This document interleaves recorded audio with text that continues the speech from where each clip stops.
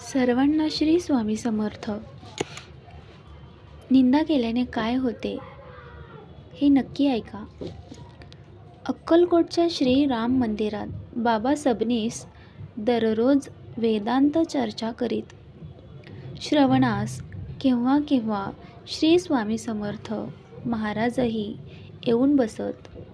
एक दिवस वाटकरी काशीनाथ म्हसवडे, बाबा फडणीस वगैरे मंडळी म्हणू लागली की हे स्वामी वेडे आहेत, लोक उगीच त्यांच्या नादी लागले आहेत. चतुर्थाश्रम घेऊन हे भ्रष्ट झाले आहेत.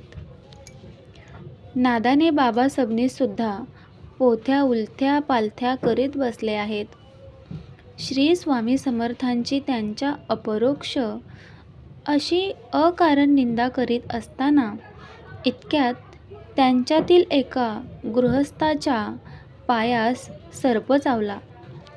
सर्वच घाबरले. सर्वांच्या आग्रहाखातर सर्प चावलेल्या गृहस्थास काशीनाथ म्हसवडकराने श्री स्वामी समर्थांपुढे ठेवले. त्यास पाहून श्री स्वामी समर्थ कडाडले. आम्ही वेडे भ्रष्ट झालो तरी तुमच्या बापाचे काय गेले? बसून भोजन मिळते म्हणून चेष्टा आठवल्या वाटते. तुमच्यातले सर्प घोटाळे मला ठाऊक आहेत. तुमचे टिळे, माळा, सोवळे अंतर्बाह्य विटाळलेले आहेत. काशीनाथ म्हसवडकर आणि बाबा फडणीस यांना त्यांनी श्री स्वामींची त्यांच्या अपरोक्ष केलेली निंदा आठवली. श्री स्वामींच्या अंतर्ज्ञानाची पुरेपूर कल्पना त्यांना आली. त्या दोघांना मरणप्राय दुःख झाले.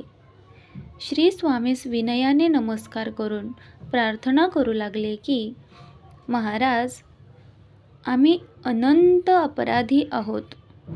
आम्ही अज्ञानाने आपली अकारण निंदा केली. त्याचे प्रायश्चित्त मिळाले. ते श्री स्वामी शरण गेले. श्री स्वामींनी सर्प चावलेल्या गृहस्थाकडे कृपादृष्टीने पाहताच तो खाडकन उठून बसला. पुढे म्हसवडकर, बाबा फडणीस आणि सर्प चावलेल्या गृहस्थ हे तिघेही श्री स्वामी समर्थांचे निस्सीम भक्त बनले.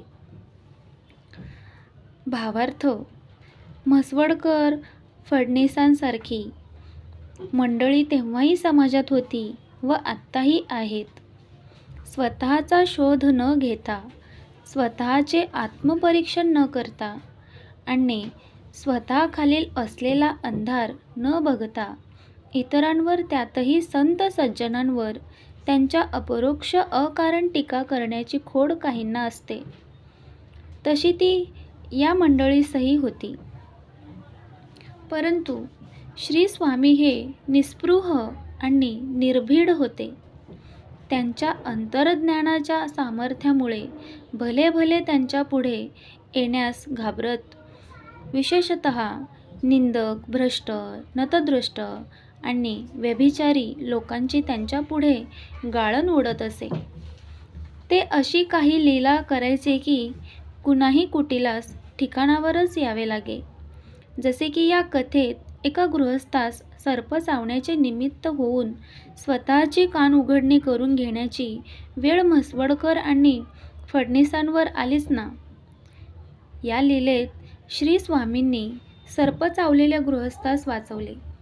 स्वतःचे दैवी सामर्थ्य, कारुण्य, दयाभाव त्यांनी दाखवून दिला. कुणाचीही अकारण अपरोक्ष निंदा करणे किती वाईट असते, त्याचे फलित काय मिळते, तेव्हा आपण कुणाचीही अकारण निंदा करावी का? त्यातून काय साध्य होते? उलट आपणासच मनस्ताप होतो. तेव्हा आपण सर्वांनी हा अर्थबोध घ्यावा. श्री स्वामी समर्थ. ही कथा तुम्हाला कशी वाटली? कमेंट करून नक्की कळवा. भेटूया पुन्हा अशाच एका नवीन कथेसह.